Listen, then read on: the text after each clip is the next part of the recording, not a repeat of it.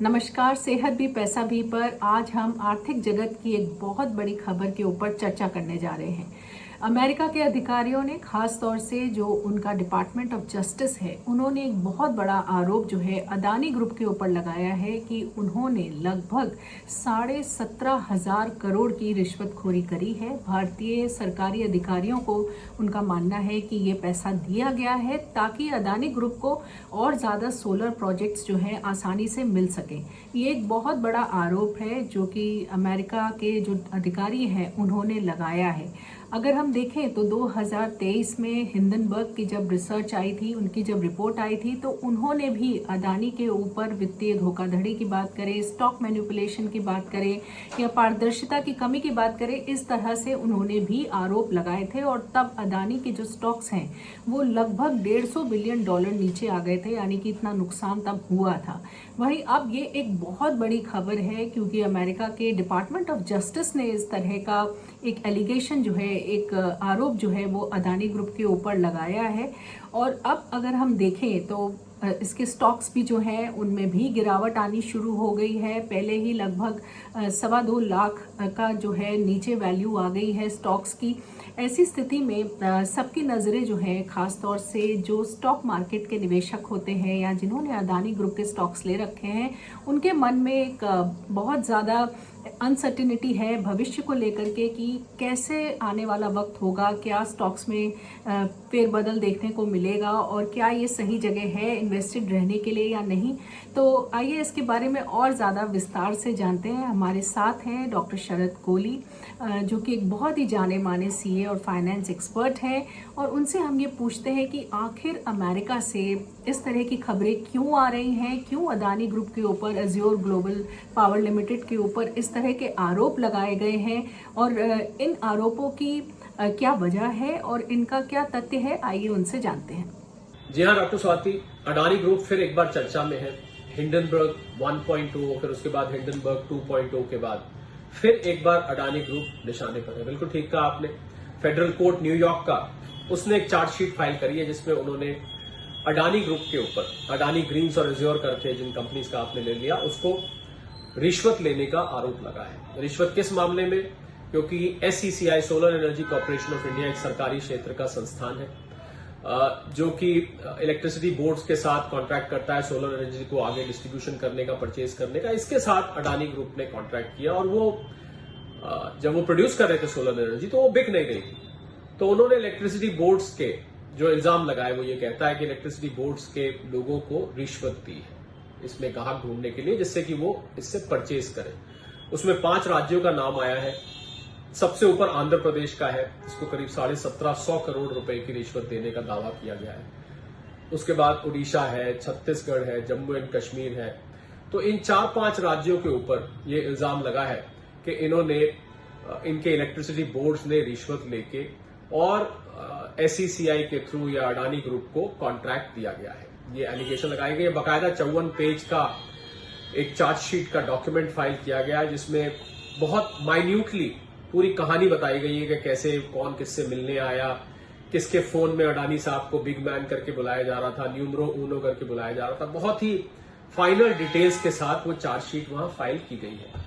तो इसको लेके लाजमी बात है, विपक्ष तो ऐसे मुद्दों को यहां पर लपक लेता है और अडानी तो वैसे ही उनकी जुबान पर रहते हैं, प्रधानमंत्री को उससे लिंक करना और बातें उठाना, इसको लेके। और आपने बिल्कुल ठीक कहा, शेयर मार्केट भी रिएक्ट करता है। शेयर मार्केट तो एक छोटे बच्चे की तरह होता है। जैसी खबर आती है पहले एक बार रिएक्शन हो जाता है, बाद में आप उसको धीरे धीरे एब्जॉर्ब करें या ये रियलाइज करें कि ये तो गलत था या कहीं से सफाई आ गई तो वापस रिकवर कर जाता है। पर एक बार को कल जरूर अडानी के स्टॉक्स, जिस दिन ये खबर आई, बल्कि मैं उस दिन कहूंगा उस दिन जरूर रिएक्ट किए और कुछ स्टॉक्स तो लोअर सर्किट भी लग गया।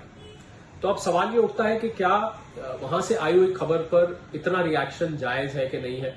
क्या अमेरिका के इस कोर्ट का भारत में हुए ट्रांजैक्शन का क्यों किया अमेरिका ने? क्योंकि उनका कहना यह था कि हमारे कुछ इन्वेस्टर्स ने इन प्रोजेक्ट्स में इन्वेस्ट किया हुआ था। उसमें एक कनाडा पेंशन फंड भी है जिसकी ओर से सारी खबर निकल के आई। अब कनाडा और भारत के रिलेशन भी थोड़े से पीछे ऑल टाइम लो पर है। हम सब जानते हैं वहां के जो ट्रूडो साहब हैं वो क्या क्या भारत के साथ कर रहे हैं, कभी कुछ इल्जाम लगाते हैं, कभी कुछ लगाते हैं, अलगाववादियों का वो साथ दे रहे हैं। तो एक तो वो घेरे में है, दूसरा वहां पर जो जॉर्ज सोरोस का मामला है,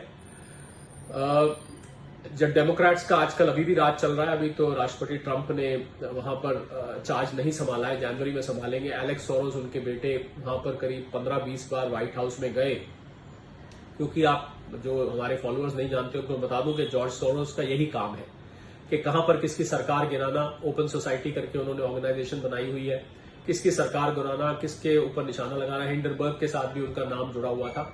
ऊपर से कनाडा एंगल है। दूसरा ये कि अमेरिका में एक बड़ा अजीब सा रिवाज है कि जिस प्रेसिडेंट के पास, जिस सरकार के पास अब मैंडेट नहीं है, वहां की जनता ट्रंप को वोट कर चुकी है, रिपब्लिकन्स को वोट कर चुकी है, पर उस वोटिंग के बाद भी 2 महीने तक ये ट्रांजिशन चलता रहता है। मैं समझता हूं ये बड़ी अजीब सी डेमोक्रेसी में परंपरा है, क्योंकि इसमें मौका मिल जाता है जाती हुई गवर्नमेंट को, खासकर अगर गवर्नमेंट चेंज हो रही है, उसको मौका मिल जाता है अपने जो उनके अधूरे सपने हैं, अधूरे काम है, या उन्होंने आती हुई सरकार को परेशान करना है, तो वो कुछ ऐसा करके जा सकते हैं जिससे वो परेशान हो जाए। और हमने देखा कि राष्ट्रपति बाइडेन ने एक इंस्ट्रक्शन दी जेलेंस्की को कि आप रशिया के ऊपर लॉन्ग रेंज मिसाइल चला दी, जबकि आज तक उन्होंने उनको रोका हुआ था कि आप इस मिसाइल को हमसे बिना पूछे नहीं चलाएंगे।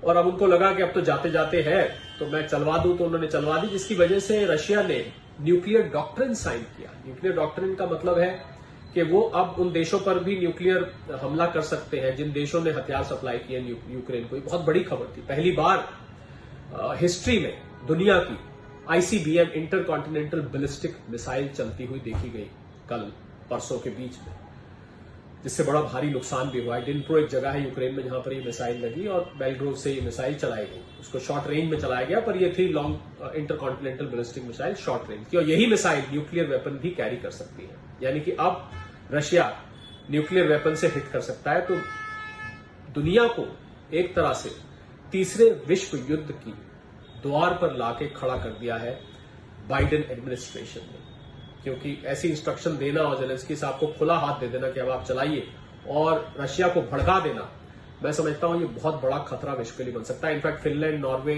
स्वीडन, डेनमार्क, जो स्कैंडिनेवियन कंट्रीज है, उन्होंने अपने नागरिकों को कह दिया है कि आप अपने लिए राशन पानी इकट्ठा करके रख लीजिए, क्योंकि कहीं भी अब खतरा हो सकता है। क्योंकि जिसने मिसाइल दी हुई है, जो मिसाइल चलाई यूक्रेन ने रशिया के ऊपर, वो शैडो मिसाइल थी।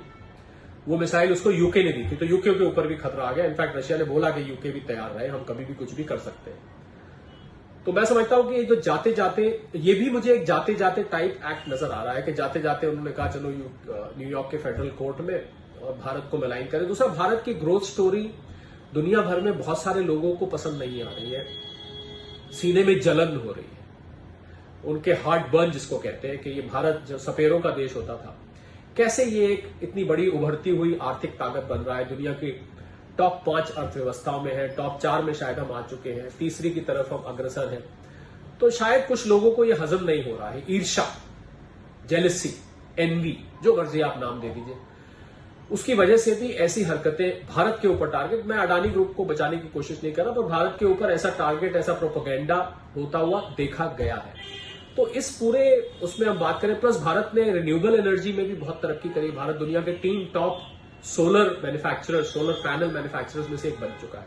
ये भी कुछ लोगों को हजम नहीं हो रहा, तो उसको मलाइन करने के लिए, उसको टारगेट करने के लिए इस प्रकार के आरोप लगाए जाते हैं। मैं ये इसलिए कह रहा हूं, मैं अडानी ग्रुप को डिफेंड नहीं कर रहा, पर मैं इसको, तथ्यों को एज इट इज मान लेता। अगर भारत की कोई इन्वेस्टिगेटिव एजेंसी या भारत का कोई कोर्ट यही इल्जाम लगाता, एक दूसरे देश का कोर्ट जो यहां से हजारों किलोमीटर दूर है, वो इल्जाम किसी पर लगाता है, ये तो ऐसा ही हुआ कि यहां हम झारखंड में किसी कोर्ट में जाएं और हम वहां निकी हेली की नेटवर्थ पीछे इलेक्शन में बहुत बढ़ गई थी, ओबामास की बढ़ गई थी, हम जाएं और हम यहाँ एक चार्जशीट फाइल कर देंगे, साहब ये आपकी नेटवर्थ कैसे एकदम से इतनी जंप कर गई इलेक्शन के दौरान, या कमला हैरिस जी ने $1 बिलियन खर्च किया और फिर भी वो हार गई, तो वो पैसा कहां लगा गया। हम क्या करते हैं, हम झारखंड में जाके कोर्ट में केस फाइल कर देते हैं और यहां उसको डिस्कस करने लगते हैं और चार्जशीट फाइल कर देते हैं, अरेस्ट वारंट निकाल देते हैं। तो मैं अपने देश में किए हुए इन्वेस्टिगेशन, अपने देश के कानून के अंतर्गत जो चार्जशीट फाइल हो, उस पर ज्यादा यकीन करना चाहूंगा। तो इसलिए मुझे इसमें इतना तथ्य नहीं नजर आता है, और मैं समझता हूं कि हमें इंतजार करना चाहिए कि क्या भारत में इसकी इन्वेस्टिगेशन होगी, क्या भारत में इस केस को खोला जाएगा, क्या उन इलेक्ट्रिसिटी बोर्ड्स के जो ऑफिशियल्स हैं उनसे बात की जाएगी, क्या उन राज्यों से बात की जाएगी कि भाई आप इसका इन्वेस्टिगेशन करिए, सीबीआई, इनकम टैक्स, ईडी वगैरह ऐसी एजेंसीज को इन्वॉल्व किया जाएगा? इसका हमें थोड़ा सा इंतजार करना पड़ेगा। मार्केट तो रिएक्ट करती है, ऐसी खबर आते ही रिएक्ट करती है, पर बाउंस बैक भी उतनी जल्दी करती है। ये हमने हिंडनबर्ग में देखा, जितना 150 बिलियन नुकसान जो जिसका आपने जिक्र किया वो और काफी हद तक उसमें से रिकवर भी हो चुका है। तो अगर इसमें कोई तथ्य नहीं निकलता है तो जो मार्केट ने रिएक्ट किया वो फिर से आपको वापस आता दिख सकता है। दूसरा, स्टॉक मार्केट बहुत सेंसिटिव होती है। स्टॉक मार्केट में अडानी ग्रुप के कई सारे स्टॉक्स हैं, कुछ स्टॉक्स अभी भी नीचे हैं, कुछ स्टॉक्स ने रिकवर भी किया है। तो मुझे लगता है इसमें हमें समय की प्रतीक्षा करनी चाहिए पूरी तरह से कंक्लूड करने की। डॉक्टर शरद, ये खबर आने के बाद कीनिया के जो प्रेसिडेंट हैं उन्होंने भी ये बयान दिया है कि जो भी उनके अडानी ग्रुप के साथ डील्स हुई हैं पावर को लेकर के, वो सब जो है अब खारिज की जा रही हैं। यानी कि अब अडानी ग्रुप कीनिया में जो उन्होंने डीलिंग्स करी थी, जो प्रोजेक्ट्स वो करने जा रहे थे, वो अब प्रोजेक्ट्स नहीं कर पाएंगे। और तरह तरह की प्रतिक्रिया जो है अभी हम देख रहे हैं कि विश्व से इसको लेकर के आ रही है। ऐसे में भारत की क्या स्थिति रहने वाली है? भारत के ऊपर इसका कितना असर पड़ेगा? क्योंकि ये एक भारत की सबसे शीर्ष कंपनी है जिसके ऊपर इस तरह के आरोप लगाए गए हैं, तो इनका क्या असर हमारी इकोनॉमी के ऊपर पड़ने वाला है, ये आप जरूर बताएं। जी हाँ, आपने ठीक कहा। कीनिया के कुछ कॉन्ट्रैक्ट्स थे जो रिसाइन कर दिए गए हैं इस खबर के बाद, क्योंकि प्राइमा फेसी आप जब ऐसी कोई इल्जाम लगता है तो आपके ऊपर एक नेचुरल रिएक्शन यही होता है कि भाई रिश्वत का इल्जाम लग रहा है, ब्राइबरी का इल्जाम लग रहा है, तो कंपनी में कुछ खोट है, एक टेंट बन जाता है। तो ये नीजक रिएक्शन है। अडानी ग्रुप ने भी अपना $600 बिलियन का जो वहां पर इशू था उसको उन्होंने फिलहाल के लिए होल्ड कर दिया है। और भी हो सकता है एक दो कॉन्ट्रैक्ट्स अडानी ग्रुप के हाथ से चले जाए। तो एक नीजक रिएक्शन जिसको कहते हैं, एकदम से जब आपने सुना तो आपने फौरन उसके खिलाफ जो भी था आपने फिलहाल के लिए उसको कैंसिल कर दिया। पर मुझे लगता है अडानी ग्रुप को अब ये सब सुनने की आदत हो चुकी होगी। उन्होंने हिंडनबर्ग में ये सब देखा हुआ है, बहुत बदनामी हुई थी, बहुत नुकसान भी हुआ था वैल्यूएशन के पॉइंट ऑफ व्यू से। पर अडानी ग्रुप डटा रहा, अपना काम करता रहा। उसका भारत के बुनियादी ढांचे को बनाने में बहुत अच्छा एक रोल रहा है। एयरपोर्ट्स हो, पोर्ट्स हो, अभी धारावी का जो पूरा का पूरा दुनिया का सबसे बड़ा स्लम है उसको रीडेवलपमेंट का कॉन्ट्रैक्ट, तो बड़े कॉन्ट्रैक्ट लेता है। इसी वजह से शायद अडानी ग्रुप पे इल्जाम भी लगता है, मोदी जी और अडानी ग्रुप को जोड़ा जाता है और विपक्ष की तरफ से तरह तरह की बातें सुनने को मिलती हैं। पर फैक्ट यह है कि अडानी ग्रुप का भारत के बुनियादी ढांचे को, इंफ्रास्ट्रक्चर को बनाने में बहुत बड़ा इंपैक्ट रहा है। जी हाँ, नीजक रिएक्शन है, कुछ कॉन्ट्रैक्ट हाथ से जाएंगे, पर अडानी ग्रुप को अब इसमें से, अंग्रेजी में बोलते हैं they have to come clean, उनको इसमें से साफ निकल के आना पड़ेगा। उनको ये सिद्ध करना पड़ेगा, क्योंकि इल्जामों में ओनस ऑफ प्रूफ जो है वो मुजरिम के ऊपर होता है। तो उनको ये प्रूव करना पड़ेगा कि ये सब जितने इल्जाम लगे हैं बेबुनियाद हैं। हालांकि वो स्टेटमेंट दे चुके हैं, पर खाली स्टेटमेंट से बात नहीं बनेगी। उनको प्रूव करना पड़ेगा कि ये सारा उनके खिलाफ प्रोपेगेंडा था, या ये भारत की तरफ एक टारगेटेड प्रोपेगेंडा था, या भारत की ग्रोथ स्टोरी पे प्रोपेगेंडा था, जो भी था, इसको प्रूव करना पड़ेगा। तो मुझे लगता है जब वो प्रूव हो जाएगा उसके बाद ये जो नुकसान हुआ है इसकी भरपाई भी हो जाएगी, उनको वापस कॉन्ट्रैक्ट्स मिल जाएंगे, वापस वो अपनी जो पूरा उनका रुतबा है और अडानी ग्रुप की रेपुटेशन है उसको रीस्टोर कर पाएंगे। फिलहाल के लिए जी हाँ, एज ए नीजक रिएक्शन वाकई में उनको कुछ नुकसान शुरू में झेलने पड़ सकते हैं। डॉक्टर शरद, अगर हम शेयर मार्केट की बात करें तो शेयर मार्केट भी ऐसी स्थिति में अपनी प्रतिक्रिया देना शुरू हो जाता है। और शुरुआती प्रतिक्रिया अगर हम देखें तो अडानी ग्रुप के जो स्टॉक्स हैं उनमें गिरावट होनी शुरू हो गई है। लगभग 2.25 लाख करोड़ का नुकसान जो है वो हो रहा है। ऐसी स्थिति में निवेशकों के मन में बहुत सारे सवाल आते हैं कि क्या हम ये स्टॉक रखें, नहीं रखें, या आगे चल के इनका भविष्य कैसा होने वाला है। इस तरह के बहुत सारे सवाल जो हैं वो मन में खड़े हो जाते हैं। अगर हिंडनबर्ग के समय पर भी हम ध्यान दें तो कई सारे जो स्टॉक्स हैं वो लगभग 50% तक पर आ गए थे और निवेशकों के पैसे में बहुत सारा नुकसान हुआ था। वहीं मेरे ख्याल से लगभग $150 अरब का नुकसान जो है उस वक्त अडानी ग्रुप को हुआ था। तो अब ये जो खबर आई है, क्योंकि ये अब डिपार्टमेंट ऑफ जस्टिस की तरफ से जो है इस तरह के आरोप लगाए गए हैं, तो इसके क्या असर होने वाले हैं और निवेशकों के मन में जो इस वक्त उथल पुथल चल रही है उसको लेकर के आप क्या कहेंगे? क्या आगे के कदम होने चाहिए और किस तरह की सोच हमारी रहनी चाहिए? मुझे लगता है निवेशकों को जल्दबाजी में कोई फैसला नहीं करना चाहिए। ये सच है, कल 2.25 लाख करोड़ के आसपास का जिस दिन ये अनाउंसमेंट हुआ, मार्केट कैप उड़ गई थी और उसके बाद हमने देखा कि अगले दिन बहुत ही जबरदस्त रिकवरी देखने को मिली। निफ्टी 500 से ऊपर पॉइंट ऊपर बंद हुआ।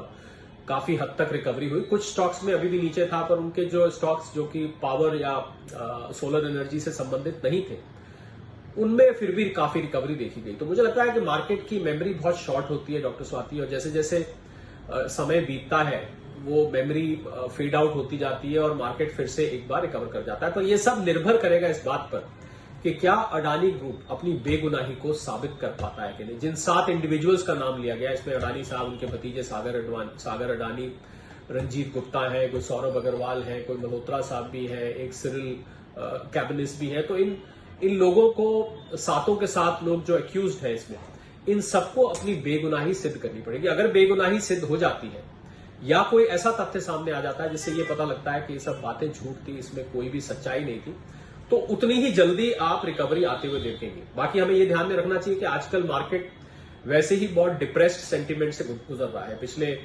पिछले चंद हफ्ते से एफपीआई और एफआईआई की लगातार सेलिंग की वजह से मार्केट 26,277 से घट के वो करीब 3,000 पॉइंट एक समय में नॉकआउट हो चुका है।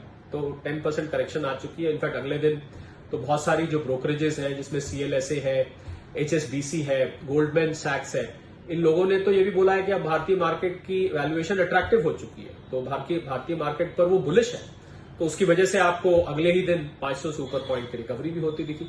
तो मार्केट बहुत सेंसिटिव है, छोटी छोटी खबरों पर रिएक्ट करता है, पर इसमें कोई दो राय नहीं है कि अगर निवेशकों को अपना नुकसान ज्यादा होने से बचाना है तो अडानी ग्रुप को अपनी बेगुनाही सिद्ध करनी पड़ेगी। बाकी जल्दबाजी में निवेशकों को कोई निर्णय नहीं लेना चाहिए, वेट एंड वॉच है। जिन लोगों ने उस दिन नहीं बेचा होगा तो शायद अगले ही दिन वो फायदे में होते, उनका कुछ नुकसान की भरपाई हो गई होती।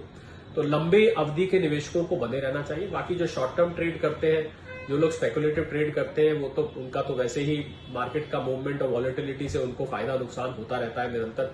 बल्कि सेबी की रिपोर्ट के हिसाब से तो उनमें से 85-90% लोग वैसे ही गवा के जाते हैं। अडानी की कोई खबर आए या अडानी की खबर ना आए, भारत पे कोई टारगेट हो या ना हो, उनका तो वैसे ही दिल धड़कता रहता है ऊपर नीचे। तो बाकी लॉन्ग टर्म निवेशकों को अडानी ग्रुप की जो बैलेंस शीट्स है, उनको क्लीन चिट पहले हिंडनबर्ग में मिल चुकी है।